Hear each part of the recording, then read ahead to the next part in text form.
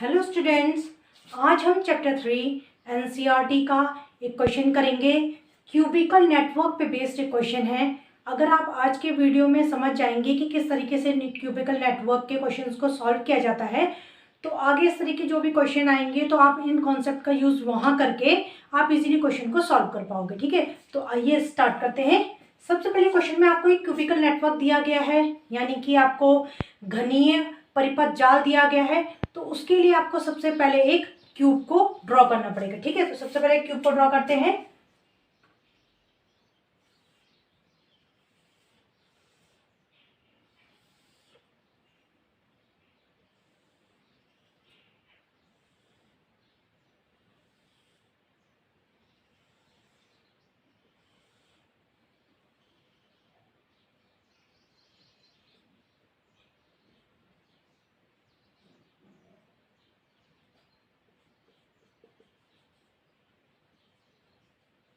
ये आपका क्यूब हो गया।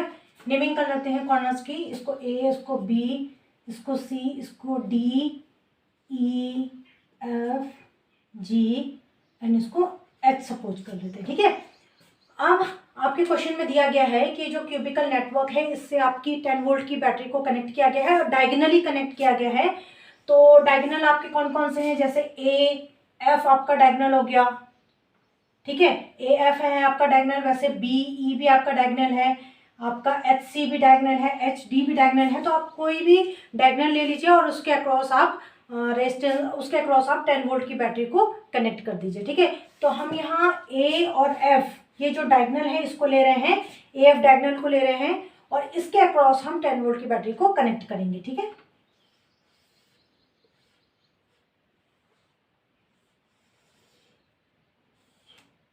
आप किसी के साथ भी कनेक्ट कर सकते हैं जैसे आपको सुटेबल लगे।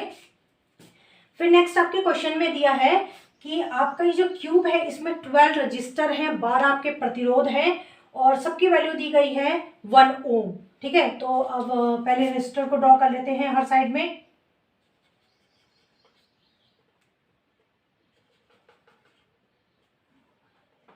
और इन सब की वैल्यू आपकी सेम है जो कि आपकी 1 ओम है।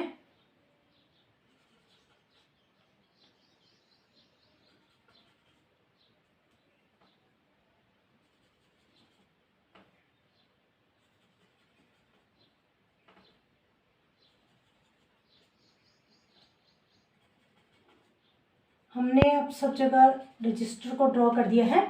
इसकी वैल्यू सब जगह आपकी 1 ओम है, यहाँ भी सब जगह आपकी 1 ओम है। इसको लीजिए, इसको लीजिए, ये भी आपका 1 ओम है, ये भी आपका 1 ओम है एंड ये भी आपका 1 ओम है। ठीक है, अब हमने रजिस्टर को भी कनेक्ट कर दिया है, हमें पता है सबकी वैल्यू आपकी 1 ओम है। फिर देखिए आपको कैसे निकालना है। आपको नेक्स्ट आपसे पूछा गया है इक्विवेलेंट रेजिस्टेंस पूछा है, यानी कि समतुल्य प्रतिरोध पूछा है। तो इसको आप कैसे निकालोगे। फिर आपका करंट भी पूछा है कि हर जो एज है आपकी सारी साइड्स है उसमें कितना कितना करंट फ्लो कर रहा है। ठीक है, तो आप कैसे निकालोगे। अगर आप हर ब्रांच के लिए अगर आप I1 I2 I3 इस तरीके के करंट सपोज करते हैं तो इस तरीके के आपके 12 करंट हो जाएंगे और आपका जो सर्किट का अगर आप फॉर्मूला लिखोगे तो बहुत कॉम्प्लिकेटेड हो जाएगा और सॉल्व कभी नहीं होने वाला। ठीक है, तो इसके लिए आप सिंपली क्या करिए, हम मान लेते हैं कि 10 वोल्ट की बैटरी से, बैटरी के पॉजिटिव टर्मिनल से आपका I करंट फ्लो कर रहा है। ठीक है, सिंपल है, I के टर्म में हम मानेंगे और आप आगे देखेंगे कि सारी वैल्यूज को हम I के ही टर्म में लिखेंगे, जिससे कि आपको I की वैल्यू जब आपकी निकल जाए तो उस तरीके से आपको आसानी से सभी ब्रांचेस में जो करंट है इजीली निकल जाएगी। ठीक है, अगर हम ये कंसीडर करते हैं कि I एम्पियर का करंट 10 वोल्ट की बैटरी के पॉजिटिव टर्मिनल से फ्लो कर रहा है, तो अब यहाँ पे देखिए ये पॉइंट है जो अब I करंट यहाँ आएगा तो यहाँ इसको 3 रास्ते दिख रहे हैं। एक ये है आपका, यहाँ भी रेजिस्टेंस बोल गए हैं, एक ही रास्ता ये है, एक रास्ता ये है, एक रास्ता ये है। ठीक है, तो यहाँ पे जो इसको 3 रास्ते मिल रहे हैं, फिर इसमें भी देखिए हमें नहीं पता कि यहाँ पे कितना करंट है, यहाँ कितना करंट होगा, लेकिन एक इन्फॉर्मेशन हमें इस फिगर से मिल रही है कि तीनों में ही आपके 1 ओम के रेजिस्टेंस कनेक्ट है। ठीक है, अब इसको आप कैसे करंट निकालेंगे इसके लिए। तो देखिए अगर आपके सर्किट के किसी ब्रांच में ज़्यादा अमाउंट का, ज़्यादा वैल्यू का अगर रेजिस्टेंस होता है तो वहाँ जो करंट फ्लो करेगा आपका कम वैल्यू का करेगा और अगर जिस ब्रांच में आपका रेजिस्टेंस स्मॉल वैल्यू का होगा, कम वैल्यू होगी जिसमें रेजिस्टेंस की जिस ब्रांच में, तो वहाँ आपका ज़्यादा करंट फ्लो करेगा। पर यहाँ तो ऐसा कुछ भी नहीं है, यहाँ भी आपका 1 है, यहाँ भी 1 है, यानी कि आपके जो रेजिस्टेंस है वो सेम है, इसलिए तीनों ब्रांचेस में जो करंट फ्लो करेगा वो भी आपका सेम करेगा। ठीक है, अब ये आई यहाँ जाके क्योंकि 3 पार्ट में डिवाइड हो गया, तो सिंपली आप आई को 3 से डिवाइड कर दीजिए, यानी कि यहाँ जो करंट फ्लो करेगा वो भी I/3 होगा, यहाँ भी आपका I/3 होगा, यहाँ भी आपका I/3 होगा। ठीक है, तो तीनों में I/3 हो गया। अगर आप इसको ऐड करेंगे तो आप देखेंगे आपको I मिलेगा। और अगर आपको किरचॉफ का फर्स्ट लॉ पता है जो कि जंक्शन लॉ है, संधि नियम है, तो आप देखेंगे कि हमने यहाँ पे जंक्शन लॉ लगाया है, जो कि क्या कहता है, किसी जंक्शन में जो करंट आपके आ रहे हैं उन सबको ऐड करते हैं, फिर उस जंक्शन को जो करंट आपके छोड़ के जाते हैं उन सबको ऐड करते हैं, वो आपस में बराबर होंगे। जैसे I बराबर है यहाँ I/3 plus I/3 plus I/3, इन तीनों को ऐड करिए, I के बराबर हो जाएगा। तो जंक्शन लॉ हमने यहाँ पे लगाया है। ठीक है, फिर आगे देखिए I/3 आपके जब B जंक्शन पे आया, B पॉइंट पे आया, तो यहाँ पे इसको 2 रास्ते दिख रहे हैं, एक रास्ता ये है, एक रास्ता ये है। अब यहाँ भी 1 ओम है, यहाँ भी 1 ओम है, यानी कि जो करंट आपका इस ब्रांच में फ्लो करेगा वही आपका इस ब्रांच में भी फ्लो करने वाला है। क्योंकि यहाँ पे करंट आके B पॉइंट पे आके 2 पार्ट में डिवाइड हो रहा है, इसलिए हम I/3 को 2 से डिवाइड कर लेते हैं। तो ये हो जाएगा I/6, ये भी हो जाएगा आपका I/6। ठीक है, फिर यहाँ पे देखिए I/3 जब H पॉइंट पे आएगा, तो यहाँ भी इसको देखिए, इस जंक्शन में 2 रास्ते मिल रहे हैं इसको, एक ऊपर का है, यहाँ भी आपका रेजिस्टेंस ड्रॉ होगा, एक ऊपर का रास्ता है और एक ये वाला रास्ता है। ठीक है, फिर यहाँ भी 1 ओम है, यहाँ भी 1 ओम है, उसी तरीके से यहाँ पे आपको 2 रास्ते दिख रहे हैं, जंक्शन लॉ अप्लाई करेंगे तो I/3 आपका, यहाँ पे I/3 को आप 2 से डिवाइड करेंगे तो I/6 हो जाएगा, और यहाँ से भी आपका I/6 हो जाएगा। समझ गए ना, यहाँ जंक्शन लॉ अप्लाई करना है। I/3 करंट इस पॉइंट पे आ रहा है, और जो करंट आपके छोड़ के जा रहा है वो इस और इस ब्रांच में, और दोनों ही इक्वल होंगे, तो क्या करेंगे, I/3 को हम 2 से डिवाइड कर देंगे, जो कि आपका I/6 और I/6 आएगा। तो क्रॉस चेक करने के लिए आप देख सकते हैं I/6 और I/6 को अगर आप ऐड करेंगे तो आपको I/3 मिल जाएगा, जो कि सही है। ठीक है, फिर आपका I/3 यहाँ जाएगा, तो यहाँ पे इसको 2 रास्ते मिल रहे हैं, एक ये और एक ये। ठीक है, तो यहाँ पे भी 2 रास्ते मिल रहे हैं, करंट आपके रेजिस्टेंस की वैल्यू सेम है, इसलिए आप I/3 को 2 से डिवाइड कर देंगे, जो कि हो जाएगा आपका I/6, यहाँ भी हो जाएगा आपका I/6। अब ये देखिए, यहाँ पे आप देखिए I/6 यहाँ भी आ रहा है, I/6 यहाँ भी आ रहा है, तो जो करंट छोड़ के जाएगा, जंक्शन अप्लाई कर रहे हैं फिर से, तो वो क्या होगा, इन दोनों का एडिशन के बराबर, यानी I/6 प्लस I/6, तो ये हो जाएगा I/3। उसी तरीके से यहाँ देखिए, ये आपका जो G जंक्शन है, यहाँ पे देखिए, तो यहाँ आपका I/6 आ रहा है। ठीक है, I/6 आपका इस G जंक्शन में पहुंचा, और इधर से I/6 भी आपका G जंक्शन में पहुंच रहा है, ये दोनों ही ऐड होंगे और ऐड होके हो जाएंगे I/3। उसी तरीके से आपका यहाँ पे देखिए, इस वाली ब्रांच में ये जो आपका C है जंक्शन, यहाँ पे देखिए I/6 C पॉइंट पे पहुंच रहा है, I/6 C पॉइंट पे पहुंच रहा है, ये दोनों ऐड होंगे, जो कि हो जाएगा I/3 करंट आपका C जंक्शन को छोड़ के जा रहा है। तो आपने देखा कि इस पूरी क्वेश्चन में हमने जंक्शन लॉ को अभी तक अप्लाई किया है, उससे हमने करंट की वैल्यूज को डिसाइड किया है। ठीक है, अब फाइनल आप जब F पॉइंट पे आएंगे तो देखिए कौन कौन से करंट मिल रहा है, I/3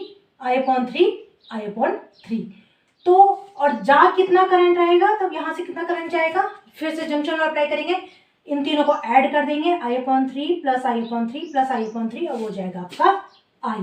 यानी कि जो करंट हमने डिस्ट्रीब्यूट किया है इस पूरे नेटवर्क में वो एकदम सही किया है, क्योंकि I वैल्यू का करंट यहाँ से हमने पॉजिटिव टर्मिनल से निकाला था, और यहाँ देखिए आपका I अमाउंट का ही करंट नेगेटिव टर्मिनल में आ रहा है। ये बात ध्यान रखिएगा, करंट अंदर कैसा भी डिस्ट्रीब्यूट हो, लेकिन जो बैटरी के पॉजिटिव टर्मिनल से आपका जितना करंट जा रहा है उतना ही करंट आपके बैटरी के नेगेटिव टर्मिनल में भी एंटर करना चाहिए, जो कि यहाँ कर रहा है, यानी कि हमारा डिस्ट्रीब्यूशन सारा सही है। ठीक है, अब हमने जो जंक्शन लॉ, किरचॉफ का फर्स्ट लॉ अप्लाई किया था वो खत्म हो गया। अब यहाँ हम किरचॉफ का सेकंड लॉ अप्लाई करेंगे, जो कि लूप लॉ है। तो उसके अकॉर्डिंग पहले हम क्या करेंगे, इक्वेशन क्रिएट करेंगे, फिर उससे हम I की वैल्यू को निकालेंगे। ठीक है, तो आप कोई भी क्लोज मैच ले सकते हो, हम लेंगे A B G F, यहाँ कुछ नाम नेमिंग कर लेते हैं, एच हो गया, जे कर लेते हैं इसको, ठीक है, जे एंड ए।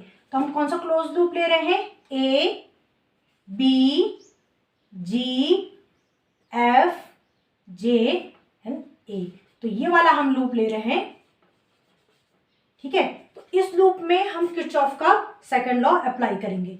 तो अगर आपको ध्यान होगा, मैंने किरचॉफ लॉ को कैसे अप्लाई करते हैं उस पर बेस्ड न्यूमेरिकल मैंने आपको ऑलरेडी इसके लिए वीडियो बना चुका है, तो वहाँ मैंने बहुत अच्छे से इसको समझाया है। इसका उस वीडियो का लिंक मैं आपको डिस्क्रिप्शन बॉक्स में सेंड कर दूंगी। तो पहले अगर आप उसको देख लेंगे, उसके बाद जब इस वीडियो को देखेंगे तो आसानी से आप किरचॉफ के सेकंड लॉ को अप्लाई कर लेंगे, कोई डिफिकल्टी नहीं होगी। फिर भी ब्रीफ में मैं आपको यहाँ समझाने की कोशिश करूंगी।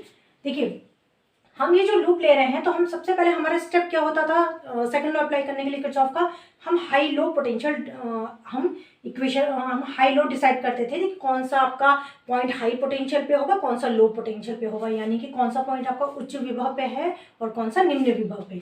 अब बैटरी का पॉजिटिव टर्मिनल है तो ये आपका हाई पोटेंशियल पे होगा, नेगेटिव है ये लो पोटेंशियल पे होगा, ठीक है।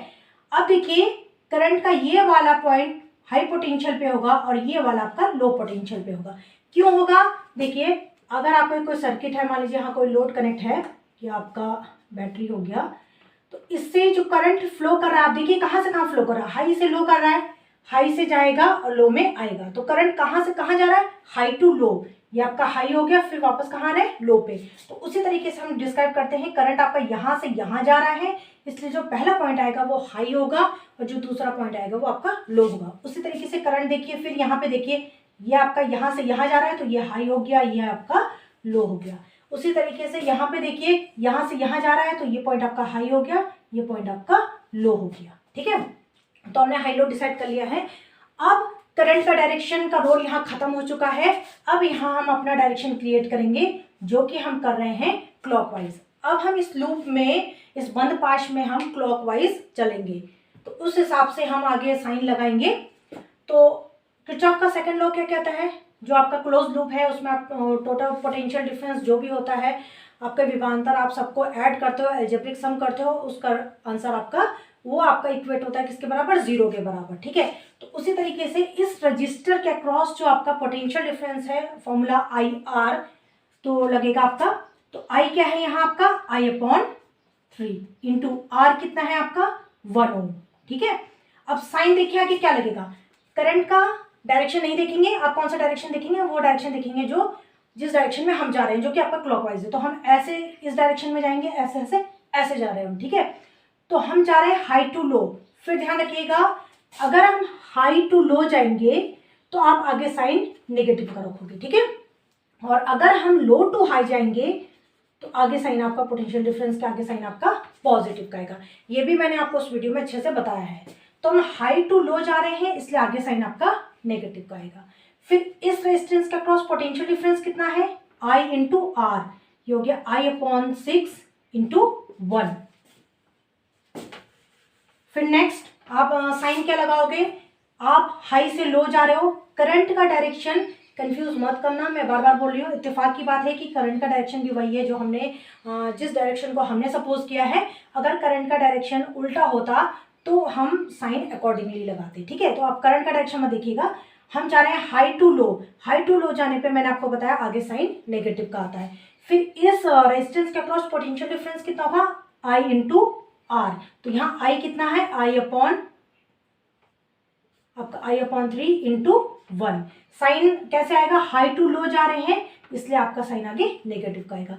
फिर आगे आपके सर्किट में बीच में कुछ नहीं है, फिर आपकी बैटरी कनेक्ट है 10 वोल्ट की, तो ये आपका पोटेंशियल डिफरेंस सीधा सीधा 10 हो गया। फिर यहाँ देखिए हम लो से हाई जा रहे हैं, लो से हाई जाने पे साइन आपका कैसा आएगा, आगे पॉजिटिव आएगा।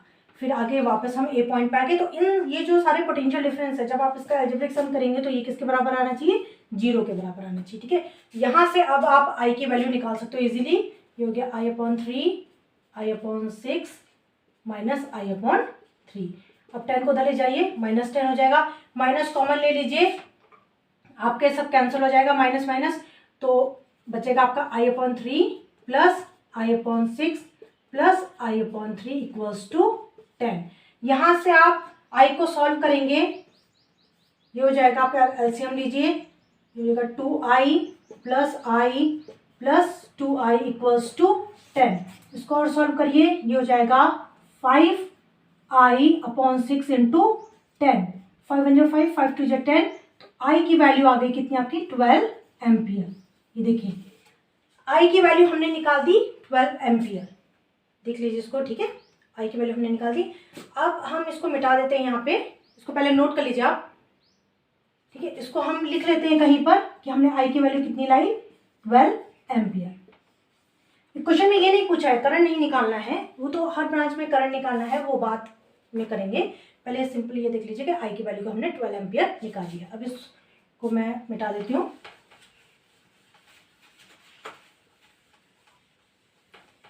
अब देखिए इस क्वेश्चन में आपको सबसे पहले निकालना है इक्विवेलेंट रेजिस्टेंस यानी कि समतुल्य प्रतिरोध।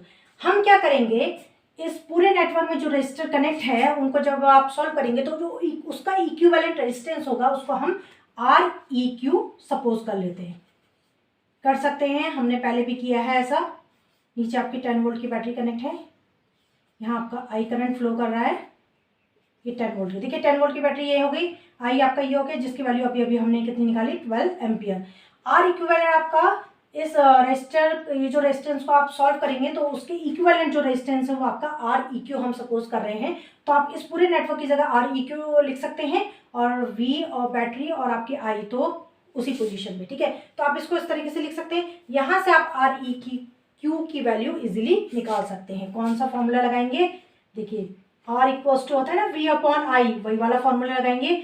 V की वैल्यू हमें पता है, क्वेश्चन में दी है 10 वोल्ट, I की वैल्यू अभी अभी हमने निकाली 12 एम्पियर। इसको सॉल्व कीजिए, ये जाएगा 5 अपॉन 6 ओम। तो R इक्विवेलेंट हमने निकाल दिया, उसकी वैल्यू आई आपकी, इसको नोट कर लेते हैं यहाँ पे 5 अपॉन 6 ओम, ठीक है। तो क्वेश्चन में आपको ये पूछा गया था, तो पहले हमने निकाल दिया इक्विवेलेंट रेजिस्टेंस की वैल्यू निकाल दी जो कि है आपकी 5 अपॉन 6 ओम। अब नेक्स्ट आपको हर ब्रांच में करंट को निकालना है। इजी है, बहुत इजी है, आपने I निकाल दिया, अब कोई दिक्कत नहीं है, I की वैल्यू को पुट करते जाइए और सभी ब्रांचेस में आपके करंट निकल जाएगी, ठीक है। तो उसको भी मैं आपको बता देती हूँ। जैसे आपका देखिए जहाँ जहाँ सेम आपका है वैल्यू, देखिए जैसे I/3 यहाँ भी है, यहाँ भी है, ये देखिए।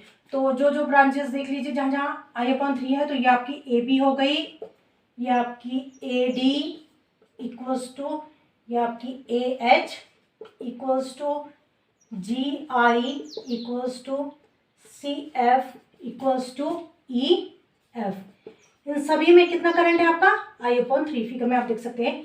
I की वैल्यू 12 निकाली हमने, 3 सॉल्व करेंगे 4, तो हो जाएगा 4 एम्पियर।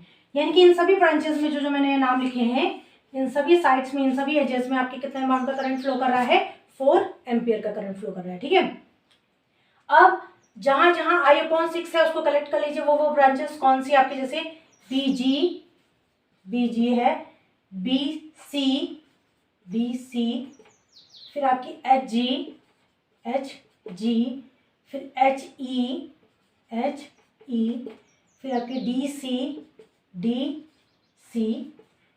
हो गई आपकी 1 2 3 4 5 6 7 8 9 10 11, एक और छूट रही है 6, BC हमने लिख ली, I/6,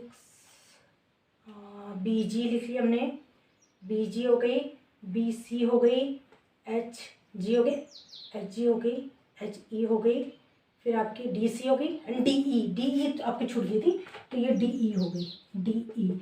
तो इन सभी में आपका कितना करंट फ्लो कर रहा है, I/6। I हो गया 4, सॉरी I की वैल्यू है 12/6, सॉल्व करेंगे हो जाएगा 2 एम्पियर।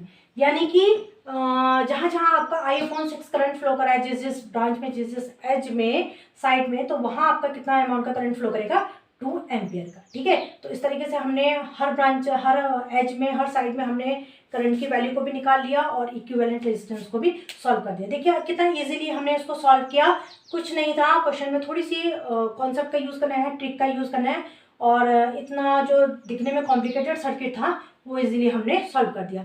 ऐसे ही आपके रजिस्टर के भी जो क्वेश्चंस होते हैं वहाँ पे आपका क्यूबिकल नेटवर्क दिया रहता है, तो इसी तरीके का आप कॉन्सेप्ट अप्लाई करेंगे तो वहाँ पे आपको इजीली क्वेश्चन सॉल्व हो जाएगा। ठीक है, आज के लिए इतना ही। Thank you.